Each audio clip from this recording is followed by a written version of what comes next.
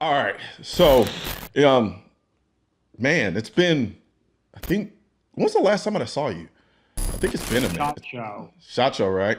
Yeah, Yeah. Man, that was a long time ago. I know. Back Um, when we could see everybody in person for real. man, it's nuts how time just changed from then till now. Like, and it really wasn't like it's been a long time, but in the grand scheme of things, it's not been that long considering how different things are.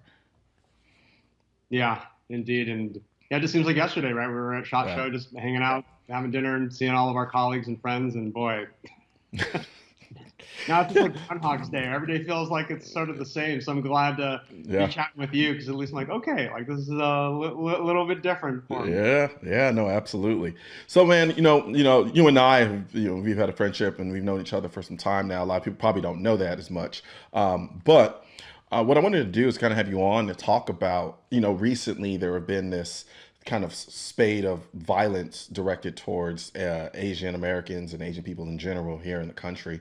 So, what I wanted to do was kind of get a perspective from that side, in terms of some of the dynamics involved as far as the Asian community, how, from your perspective, they're approaching it, and then kind of go a little bit deeper into the kind of overall ideology behind the Asian community with respect to the Second Amendment. Now, I say that with this caveat. I understand that everybody's perspective is going to be a little different, even if you got two, three, four, five, or eight Asian people in the room, right? But I definitely wanted to get your perspective since I do know you, and then kind of talk about some of those issues. So, just want to kind of jump right into it. Personally, is that something that sits at the top of your mindset on a daily basis, considering, or is that something that you're just aware of and you just kind of go about life as normal?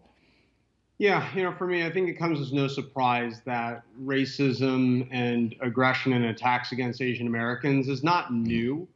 There have been attacks for the past decades, right? Yeah, It's so that's sort of I think the foundational part of kind of being a minority is just sort of part of the minority experience in America, where I think it's pretty safe to say that right racism against Asians, Latinos, African Americans is it's a sort of existed forever. Now, what is, I think, unique and distinct about the Asian American experience is that our response to many of these attacks is usually to be quiet about it, right? That we don't kick up a lot of dust. We don't typically have protests. We don't have, GoFundMe's for any of this and that. But that's really changed over the past year or so. And I think COVID was the beginning of Asian Americans, myself included, we're literally trying to find our voice in yeah, speaking out against these racist attacks. And like I mentioned, I think so. Let's start back to what I was just saying about many Asian Americans are often very quiet when we're either the target of racist words or assaults and other crimes. And so I think a lot of that comes from it's a cultural thing. And what I mean by that is Asian Americans, a lot of Asian cultures encourage putting your head down and hmm staying quiet and not calling attention to your problems, right? There's very much this pride and self-sufficiency and taking care of business without burdening your family, without burdening your friends or the community with your problems. So even if you are the victim of a crime, you maybe aren't even going to report that to the police is because it? you don't want to attract negative attention to yourself. Or there's this other dynamic of you don't want to bring shame to your family. That's what I think a lot of our silence revolves around is being I think Asian in general is usually around how do you preserve your family's integrity and Mhm. your family's reputation, and anything that puts your family's name at risk is generally frowned upon, right? And so typically being quiet is kind of the main approach to avoid any potential shame or negative consequences. So do you think so? If I'm understanding you correctly, there is a component of being victimized as being seen as something as shameful?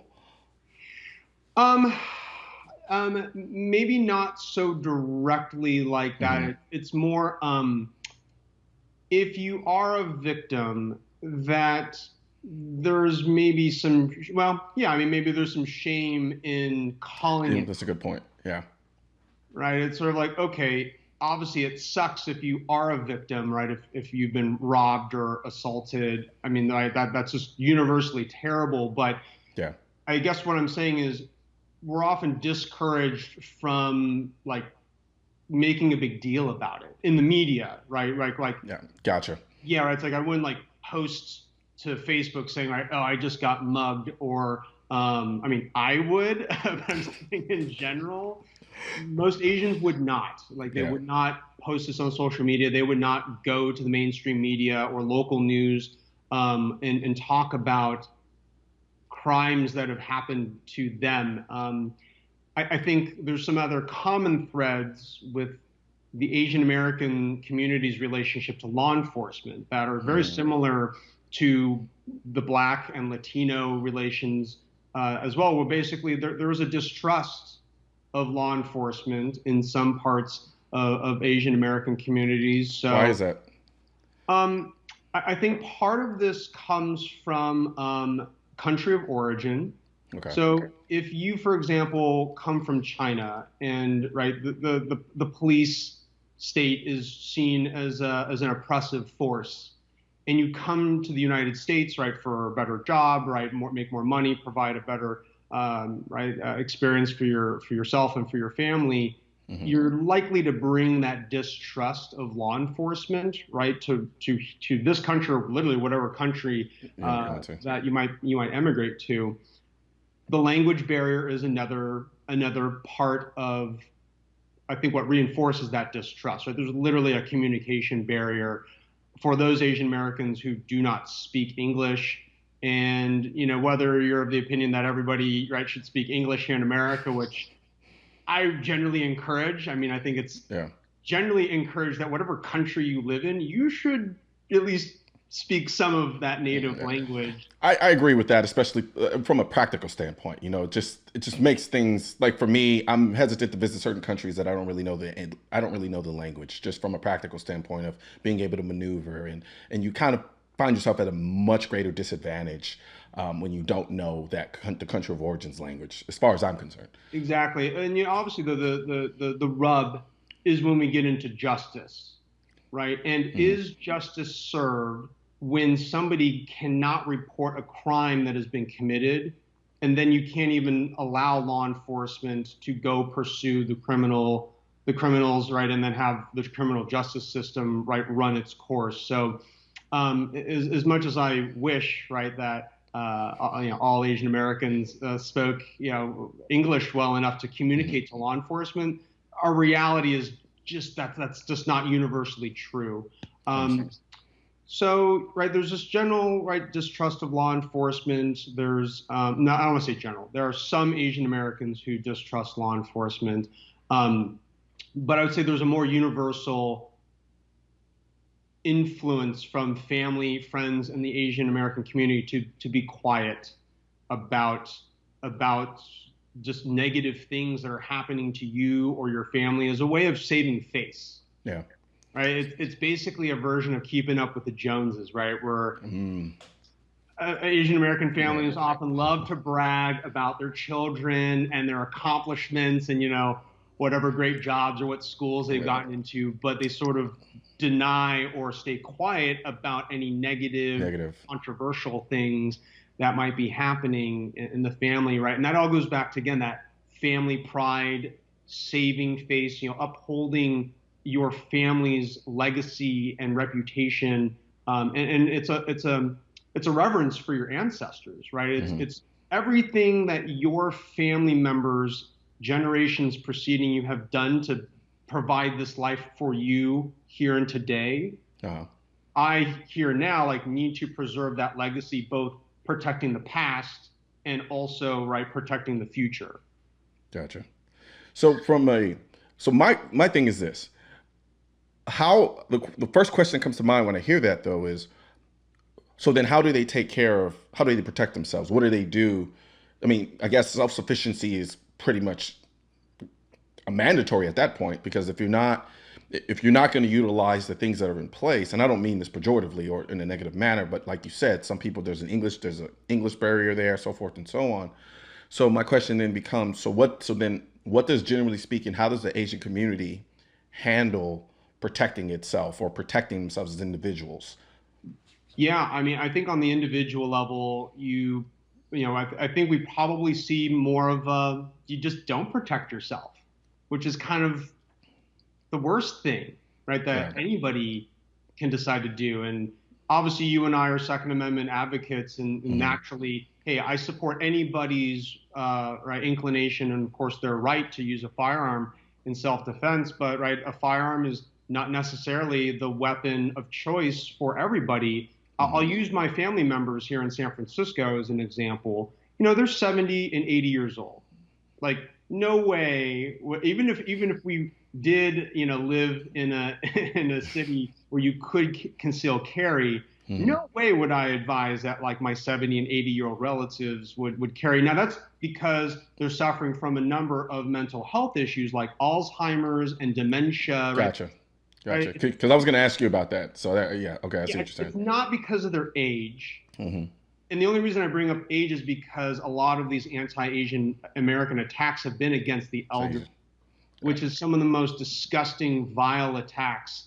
I mean, it's like literally like the lowest of low criminals, right? It's like if you Yeah. go over any community's old people or young people, Hmm. right, the people who just are less able to defend themselves, it's just super, super despicable. But yeah, so it's less about age with my family members. It's much more about they lack the mental capacity and the physical capacity to safely handle and operate a firearm. But back to your question, you know, other ways that the community has been protecting itself more recently has been through community patrols, which I Okay. think is highly advised for any community, right? Yeah, of It's course. if we want to have strong communities and strong neighborhoods, each of us has to be involved and engaged on some level. And I think pounding the pavement, right, being, having right visible hats or I know right vests or T-shirts or just Hmm. something that visibly displays a show of force to criminals and say, hey, our community is watching, right? We are looking out for each other. Hmm. And I think community patrols has been a very successful tactic, as is passing out tasers and pepper spray. I've seen whistles, flashlights. Those have been some other tools and weapons that have been distributed for free by a number of nonprofit groups that are looking to arm and protect, patrol, and to Hmm. escort anybody right who feels unsafe and right needs protection around their neighborhood. Gotcha. So from a so everyone's familiar at this point with the rooftop Koreans during the LA riots. Um, but from your perspective, how does the Asian community approach the Second Amendment? Do they care about the Second Amendment? What is that relationship like directly? Yeah, it's a really good question. So, I think it helps to start maybe at sort of the top level with Asian Americans, I think, involvement in the political debate Hmm. and policy debate.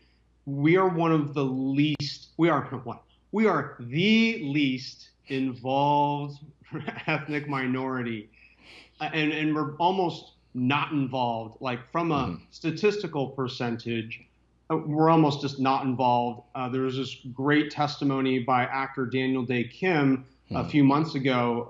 He testified in front of Congress, and he basically learned from a pollster that when political polls are broken down by or political right, polls and questions are broken down by race, Hmm. most of the time you don't see Asians broken out as a category like African Americans, Latinos, and whites.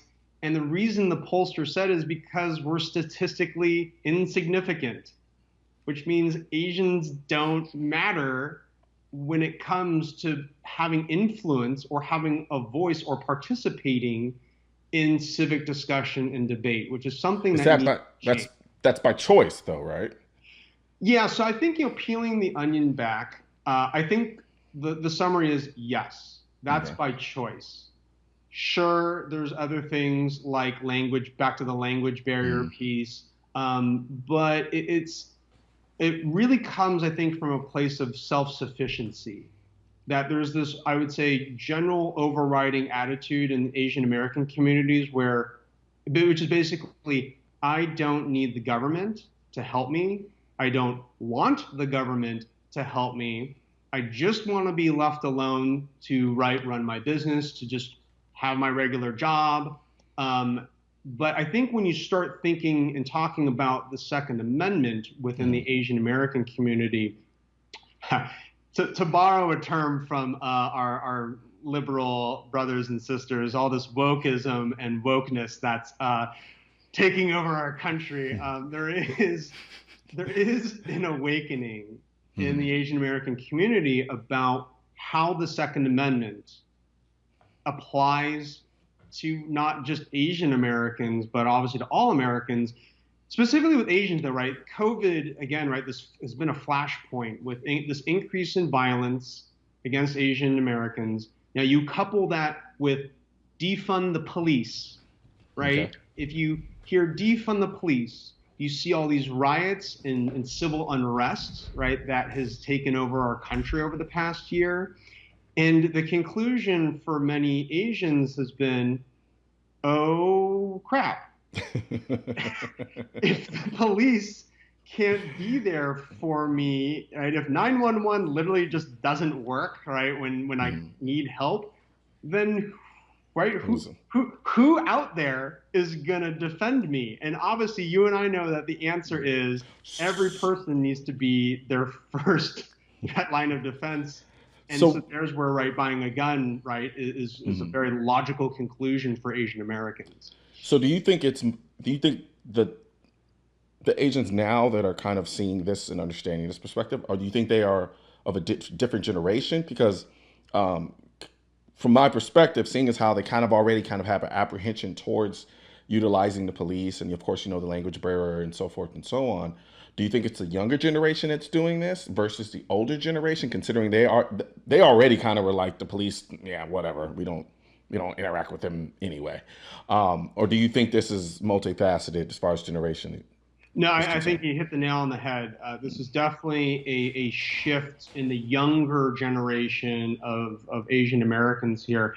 And I think the root explanation is back to country of origin, right? Okay. So many Asian countries, with few exception, Hmm. the Philippines and Thailand, I think, are the two main countries that come to mind where there is a concept of personal firearms ownership.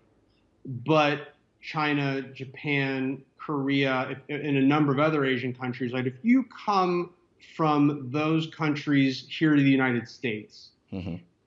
I would venture to say that almost 100% of those immigrants from those countries are not coming to America for Second Amendment rights. Gotcha. This is like Hmm. rarely a reason why an immigrant wants to come to Comes up. America, right? It's usually about better job opportunities, right? Mhm. Education, something along those lines. So if you have, You know what? Sorry, I didn't mean to cut you off. I will say this though. Ironically enough, and I agree with you for the most part. However, I do see a difference when we start talking about Cubans and people coming from Venezuela. When I've talked to them in the countless interviews that I've done, they've mentioned at the top of it freedom.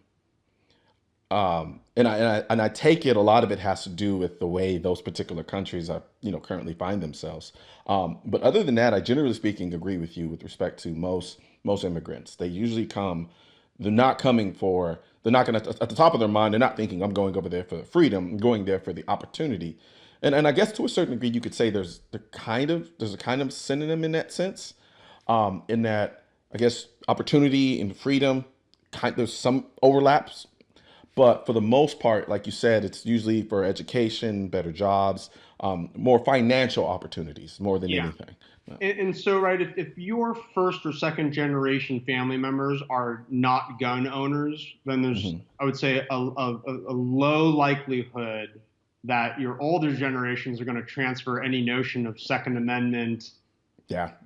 concepts or just even the simple notion of going to shoot a gun, right? Let's just even put ownership, on the table for, off the Yeah. table for a second. Just that whether your family just goes to the shooting range or even has friends or other family members who own a gun that you just go shoot recreationally, right? Those chances greatly decrease unless you have that that heritage and that family tradition has to start somewhere. Somewhere. Yeah. And Yeah. I that's mean, universal for, right, all families, but right there, with Asian Americans, there's just a much lower percentage of first or second generation Asian Americans who either know how to shoot for a hobby, or own a gun. So it is this younger generation that is driving a lot of new gun sales, going to the range, and also again waking up to the fact that the Second Amendment is one of the key ways that we can all protect ourselves from any external threats, right, that may be coming upon ourselves or our family. it always fascinated me because, for a lot of the people that are coming over here, they say like they come over for the opportunity, the financial opportunity, and then they kind of everything else just kind of goes to the wayside, almost as if they don't even realize that it exists in a lot of ways, which is odd to me considering they, generally speaking, are coming from places that severely restrict their freedom. And so I've never really truly understand it, even being, a person who's born to immigrants, I kind of got the same mentality as well. I'm the first person in my family who really kind of took on took on the Second Amendment, so to speak. I wasn't taught the Second Amendment in my home. And so it was interesting to me how they come from places that don't really have a lot in the way of freedoms, but then they get to the freest country in the world.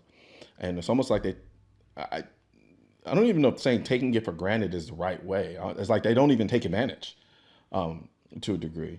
And So so, yeah, you bring up a really good point, and I guess to take a personal anecdote, mhm. living here in California, before all of before I won Top Shot, and before I really even started paying attention to Second Amendment stuff, I didn't realize how not free I'm here in California when it comes to gun control and gun rights. Right? Gotcha. I just thought that, oh, having a bullet button AR was just a normal Another thing. thing. And Yeah. oh, I can't buy a Gen 4 Glock, but I can buy Gen 3 Glocks here in California because we have this handgun roster. I just thought, whoa, that's just sort of the It's just way things are.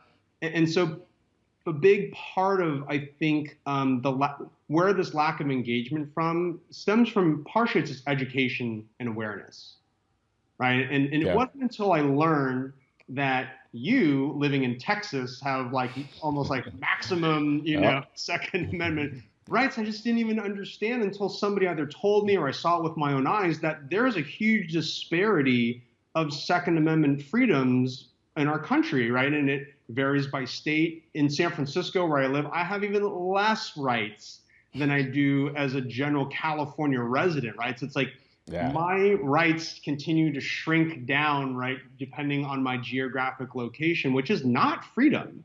Like that is just it's just discriminatory Yeah. based on whatever, right, politicians happen to be calling the shots. I wonder if some of it has to do with the fact that when a lot of immigrants come here, they're in survival mode, where it's like, I had to do whatever I need to do to get by. And then get to a point where then, okay, now that I'm in a position where I can get by, now how do I establish myself further so I can provide a better life for my kids than what I had? And then I think the kids benefit from the work put in by the parents, now, because now they get to kind of use what their parents have built as almost a stepping stone. Now they can go to the colleges that they want, and they have more or less the privilege of engaging in the philosophical discussion about the Second Amendment or any other matters that they so choose. Whereas our parents or my parents and other people like me come here and they're like, they got tunnel vision. It's like I'm not worried about what this conversation is, the Second Amendment, what not whatever. I'm trying to figure out how I'm supposed to feed these kids and make a living for myself. And so I wonder how much of that plays a part into this, I guess, apathy that a lot of immigrants have who come over here with respect to the Second Amendment. Yeah, Um, I think it's another great point that this sort of survival mode, and I mean, really just focus on making enough money to Yeah. get sort of to that next phase of your own personal American dream. And I mean, we've all heard stories about immigrants who are working 2 or 3 jobs, right, working 12 to 16-hour work days, and if you are so exhausted from just doing your job, I mean, right, you just have less mental bandwidth and capacity to think about voting rights, about the Second Amendment, about any of these other issues that may be facing our country and community. And I think the other thing to keep in mind about Asian Americans is we're often a pretty insular community Hmm. where, if you just think about the concept of like Chinatowns, right, across the country, a lot of Chinese tend to sort of stick to other Chinese people, and Japanese stick around with Japanese people, kind of all the Hmm. same. Now that wasn't my experience growing up. I mean, I grew up in Orange County in Hmm. Southern California, and I sort of had my rainbow coalition of friends. And yes, of course, I had like a lot of Asian friends, but actually I like mostly white friends. Yeah. So that's been my experience growing up. Is Would you say that's the reason why you you place such a high importance on the Second Amendment? Do you think that the way you grew up, contrary to, I guess, the typical bubble that I guess somebody in your position would find themselves in, do you think that played a part in you seeing the importance of the Second Amendment? um, Or I guess maybe just talking out loud for a second. Mhm. My introduction to firearms was through my father. My Okay, father was first generation American, born in Philadelphia. He served in the United States Navy, and that was okay, his introduction to firearms. He was a navigator in a P-3 Orion, aircraft, and he didn't shoot any kind of guns as part of his it's his service, duty. but Yeah, it's just part of officer candidate school, right? You got to like learn how to shoot some guns. yeah. Um, but what I think is interesting about my parents and the way that they raised me, so my parents never encouraged me to speak up about anything, but I just did it anyway, Okay. right? So I've never been the quiet type, Hmm. and while my parents never encouraged me to speak up, never did they discourage me either. They're very, Kind of I would say, do with thy neutral, will. not supportive, Okay. right? It was always like my parents always, I think, kind of said, Chris is going to do whatever he wants to do, and we trust him to make good choices. And if I make bad choices, that Hmm. they're going to allow me to accept those consequences, right?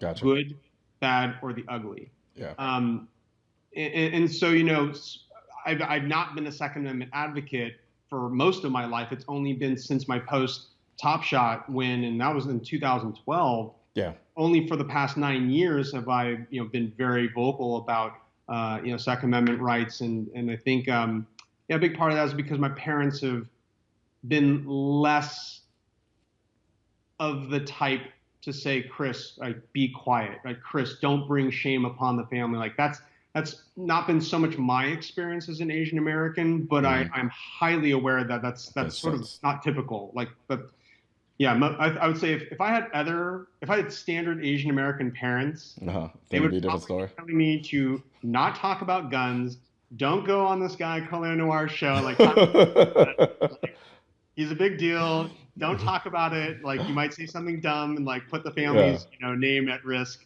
But thankfully, my parents, yeah, they're very supportive, and I mostly want to accomplish this, which is I want to encourage Asian Americans to think about the Second Amendment, to think about these personal civil liberties that we have in our country, and like it or not, it often takes somebody who either looks like you, sounds like you, and in this case, I'm Asian. And whether you like it or not, the messenger matters. And I think Asians hearing this message that gun ownership can be good, right? And it's about putting guns in the hands of good people. Yeah. Guns in the hands of bad people will result in bad things, but it's obviously not the gun that's within itself. It's not good or bad. It's just neutral. And unless Asians hear more Asian Americans, right, talking about gun ownership, and that, hey, just because you see some mass shooting and some asshole killing people with guns, that doesn't mean that you or me, who are responsible gun owners, have anything to do with that kind of violence. And it's that simple message that, and we obviously, you and I have been involved in this for so long. We just know this is, we have to do the hard grassroots work of saying this over and over and over again, and in as many kind of different iterations, in order to reach as many people as we can. So that's really my goal here, is to kind of continue this wokeness. And I obviously say that with some resentment, but whatever. It's an effective word. Everyone, wake up, wake up. Second Amendment, it's for you. No, absolutely, absolutely. Well, man, I really do appreciate you coming on and having a conversation. You know, you find yourself in Dallas, you need to come to the studio, and we can do an in-studio podcast and talk about a whole plethora of things. We can break down your experience on Top Shot, give us all the juices, all the gossip, so forth and so on. Absolutely. Yeah, I'll definitely make my way to Dallas soon enough, and yeah, it'd be great to have an extended, continuing conversation on all this and more. Absolutely, man. Thank you very much, man. Cool, man. See ya. Today, there was another growing gun confiscation request in all 50 of our states requesting to confiscate our AR-15s. We want the government to know what would happen if they tyrannically passed their so-called assault weapons ban. I will not comply is a symbolization of defiance against politicians, anti-gunners, and any other tyrannical entity looking to deprive you or your Second Amendment right as put forth in the Constitution of the United States. I'm sure the YouTube algorithm is going to do a phenomenal job of suppressing this message. So please share this video with as many people as you can so we can beat the algorithm and get our two-way message out to the masses. Also, don't forget to like this video and leave a comment and hit the bell and subscribe button. Let my voice be your voice and let them know you want to keep America tactical, because the right to keep and bear arms shall not be infringed wasn't a suggestion, it was a directive. Also, if you're wondering where to purchase your AR-15s are essential, I will not comply, I am the militia, I lost all my guns in a boating accident, and your state-specific Keep America Tactical shirt, click the link next to my head or the link in the description section, or if you're watching this on a mobile device, tap the small triangle on the lower right-hand side of this video and click the link in the description.